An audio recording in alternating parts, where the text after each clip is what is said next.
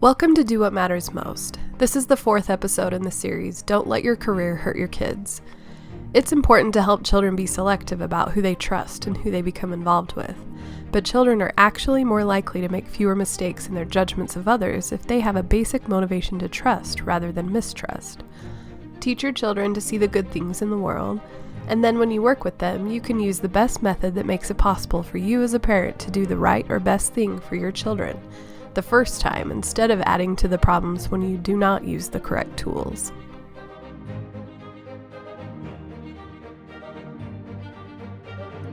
In part 2 of Making the Best Use of People Time, I hope to describe some additional ways you can make the best use of the time available for you to have your family together and with your children. I remind you, however, that there's just a certain amount of time, maybe it's a minimum, that every child needs at a certain time for a certain situation. So we sort of have to be available for those. But in an overall practice, it is possible for us to be wise about using the time we have for our children instead of some other things. I'm going to address the importance of approaching things in an affirmative or positive way, and also the idea of getting it right the first time. And then I'm going to provide some specific tips that will help you implement the idea of making the best use of people time. Louis Armstrong, singer, jazz trumpeter, band leader, and songwriter of yesteryear, sang a famous song we should think about more often. He sang about seeing trees of green, red roses and blue skies, and then thinking to himself, he sang, "It's a wonderful world." It is also a world where there are many bad things which happen. Especially disturbing are the bad things that some people do to other people. Sometimes it's hard to remember the wonderful things, but it is more efficient if we do.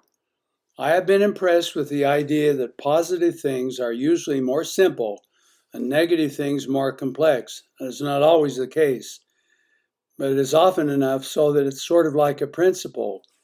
It is, for example, simpler to think of the world as wonderful than to think of it as frightening and dangerous. At work, we meet up with people who are afraid of what others might do.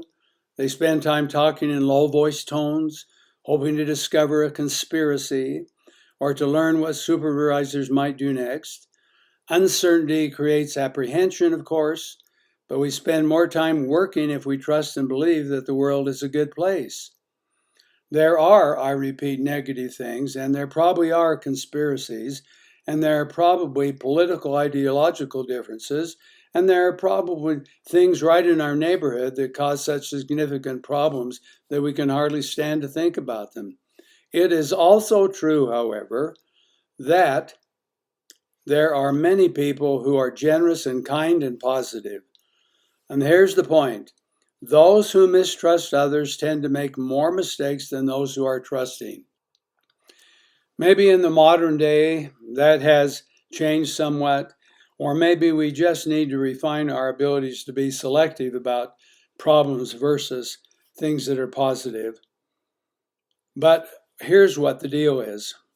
Those of us who teach our children to be selective, but to generally trust the goodness in others, find that it helps them live more positive and less complex lives. Those of us who teach our children to fear and mistrust are inviting them to spend more time worrying about problems. Suppose you're sending your children off to school. Children who think it's a wonderful world will jump up, get dressed, eat breakfast, and leave to go out into the morning sunshine, looking forward to meeting their friends or learning new things. Children who think the world is not wonderful will hesitate, loiter, and avoid. They may need to be reminded, urged, scolded, and pushed along. Or, if this is the case and we see this in our children, we need to spend time right away finding out why children are mistrustful of what's happening in school and anywhere else.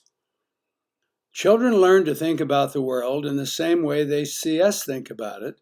If we complain about people, criticize them, and mistrust them, then we will teach our children to do the same by and large. If we express confidence and hope and find many things to enjoy, then children will see the example of someone who finds life enjoyable. It's okay to be suspicious as long as there is a basic notion that good things can arise and we need to look for those as well. We can improve our use of people time by finding ways to communicate that it's a wonderful world, even though it is important for us to be selective and even though they sometimes experience unhappy events. We can do this by taking our children out into the world and finding things to enjoy. The time we spend camping out, having picnics, going out to dinner, going to the theater, attending school or civic activities can be used to point out the good things which exist and which we can see in the world around us. Some busy parents claim they don't have time for these activities, which amaze me. If you don't have time for them, then you don't have time to teach some of the most important lessons to your children. I have known several families who fear and mistrust other people. Those parents who do work outside the home find it a frightening or negative place. They bring home stories of discouragement. They tend to avoid social participation. In one or two cases, they purposely do not subscribe to any newspaper or magazines or the news, and they avoid visiting with other people. These are extreme, but they are more common in the world we live in today than they used to be. They also have a higher than average incidence of problems with their children. Some have feared and mistrusted school teachers and failed in school. Some parents feel defeated and mistrust the police and have committed crimes. Some have personal problems with money and relationships. These cases can teach us. We can be more efficient than this. We can fill available time with constructive things. This might include telling stories about the good things people do and the kindnesses they offer to one another. It might include doing good things with our children for other people. It might include providing service and help those who are less fortunate. I have known other families who traditionally provide a meal to homeless individuals or provide goodies to families in need of Christmas time. One family I know is in a neighborhood identified all the homebound people or widows or widowers and then found a way to grow things in their garden to take to them so they just have a conversation. One of the women who took these vegetables and fruits to people was amazed when she said, "I cannot believe this. They told me things I've never heard before, and I became much closer to them." Now, besides the good feelings which might come from these activities, children learn that it can be a wonderful world in other ways. In other words, the time it takes to teach this lesson is time efficiently used. Once learned, the application of this idea will serve enormous opportunities and privileges. Now let's talk about the getting it right the first time. The amount of time it takes to clear up miscommunication is far greater than the amount of time it takes to listen carefully and get it right the first time. If you want to successfully manage work and home, you should become better listeners. And while this is not a new idea, it is often a new thing for some of us to actually apply. Good managers at work are typically good receivers or good listeners. They watch people's faces, notice voice tones, and observe other nonverbal cues. Most important, they clarify, summarize, review, and restate. They do these things because it's interpersonally efficient. Most of us have listened partially to someone tell us something while we're absorbed with something else. We have nodded to make them think we were paying attention when we weren't. We have interrupted when they weren't finished speaking and then apologized because we had revealed we were not listening. At work, we only need to spend a small amount of time practicing each day to get better. Start the day by committing yourself to listen more carefully whenever a certain person speaks to you. At home, begin the evening with a listening activity. To improve your listening, the first thing to do is arm yourself with requests for information such as, "Tell me more about this. What do you think about? Or what I'd like to know about. Can you tell me this?" These are called angling questions because they invite people to provide more information than if they're answering a simple what or why question. These angling questions are called this because, in fact, the asker is fishing for a longer response. And after using these questions, practice repeating or summarize what the person says in response to your request. By spending 5 minutes or so each day, you can improve your ability to listen until it's part of what you do automatically. Listening well will show you to acquire more information from the unspoken things people communicate. And you can use this information to your advantage. You're more likely, for instance, to learn what your children are really feeling and thinking, even though they do not specifically say it. Now, having access to the information allows you to give more accurate responses and saves time. Here's the principle. Information flow between people is related to the feelings of freedom, and the feelings of freedom are related to the feelings of love. Anything that reduces the amount of information flow will reduce the amount of freedom, and then it will reduce the amount of love. Now, that is true except in the cases where there's too much information, and then it does, in fact, need to be reduced. But this kind of open communication maintains the communicational bond and prevents problems which result from poor communication. In most cases, the child you are currently having problems with is the child who has least access to family communication. So it's a useful idea to increase the flow of information as the first step of solving problems at home or at work, and you do that by listening. Now, I want to provide a few specific techniques that will allow you to make the best use of your people time. So first of all, let's suppose that you allow your children to participate in making decisions with you. A key element of happiness is having some sense of control or direction in one's own life. I'm not proposing that you invite children to make all of their decisions by themselves. I am proposing that you invite your children to make decisions with you. So, for example, it's called guided decision making. Include your child in planning a weekly dinner. Provide a list of television shows that your children can choose from, and so can you. Also, another thing is to build rewarding relationships. Reward means pleasure, satisfaction. It doesn't take a lot of wisdom to understand that we should do something that both of us enjoy in order to make the relationship more rewarding. It is also a good practice to avoid giving too much stuff.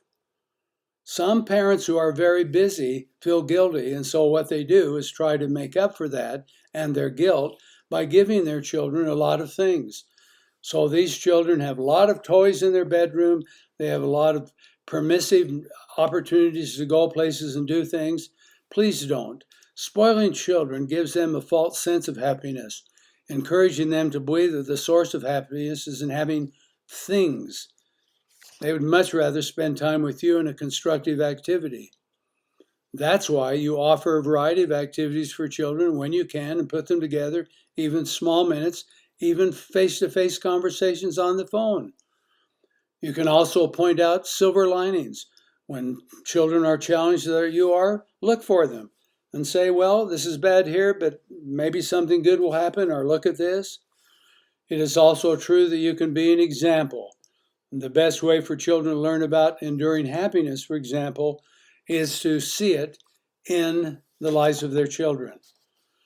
Now, I'm hopeful that you will understand that you can exercise many different kinds of things that will give you the opportunity to best use of your interpersonal time.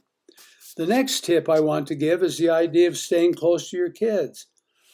The time we spend with children is extremely valuable, of course. There are things that you can do to recognize this and actually spend time with them and keep them close to you. So, schedule one-on-one time with each child. Use runaround time to talk. Work together. I have purchased a small piece of land, and my children and I turned it into a garden. Then we discovered that we have our yard at home, and then we have this garden to take care of it. And we laughed about it because we're the only family that have 2 yards to take care of. But over the years, as our children have grown, they have come back to this garden and help plant the flowers, and they bring their friends and have evening meals together and grill food and so on. And that little piece of property has meant an enormous amount to us and to our children. It is important also for you to talk in the dark. Talking in the dark means lying by their bedside at night and just talking and visiting and telling stories and experiences. Share things about yourself. Help them come to know and understand. Sometimes when you're busy, you'll start saying, do this, get this done, move here, instead of saying, well, here's what I'm thinking about that, and here's why I'm thinking about that. And those forms of language actually are more effective in producing compliance than the ordering of behavior. Some parents will order their children to do something, like, for example, take out the garbage, and then they do it in a tone voice that irritates the child, and so the child opposes. Then the parent escalates. And so the parent begins to think, gee, I cannot get this kid to take the garbage out until I'm nearly yelling. Well, no, the child is opposing because you are raising your voice. Researchers have found again and again that the children who are the most successful emotionally have opportunities to be with parents who respect their emotional needs through a little bit of time and a little bit of people attention from their parents. I will just explain to you that when we don't do that, we discover that we'll spend a whole lot more time doing other things. I'll give you an example. Years ago, I became acquainted with a 10-year-old boy who was involved with pornography. And he had been using and looking at pornography for some time. When his father and mother discovered it, they brought him to my office and said, we think he's addicted, now what do we do? So I'm talking to them about the situation, and the father put his face over his head and said, where have I been in all of this? What have I been doing in all of this? And I listened to him, and then after he took his hands away, I said, answer those questions.